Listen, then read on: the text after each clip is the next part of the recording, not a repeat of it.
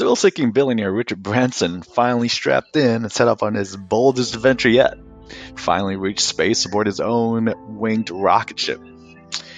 The flight was successful and vaulted Branson past his fellow billionaire rival Jeff Bezos and Elon Musk, who they both plan to fly to space later on, in 9 days, and Elon in a couple months, hopefully.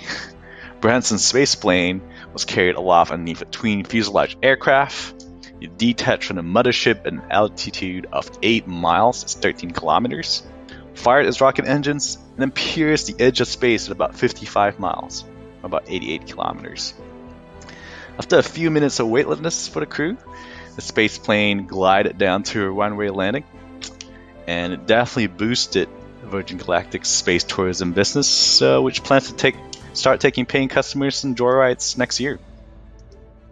It's a beautiful day to go to space, that's what Branson said.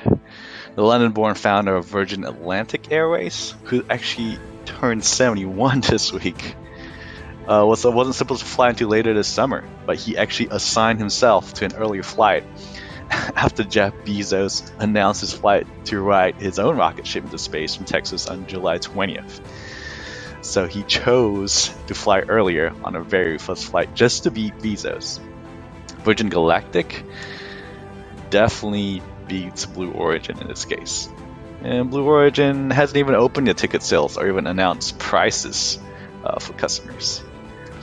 Unlike Blue Origin and Musk SpaceX, which launched capsules to top rockets, Virgin Galactic kind of uses this kind of new strategy to launch from a twin fuselage aircraft, which is way cheaper and way more efficient.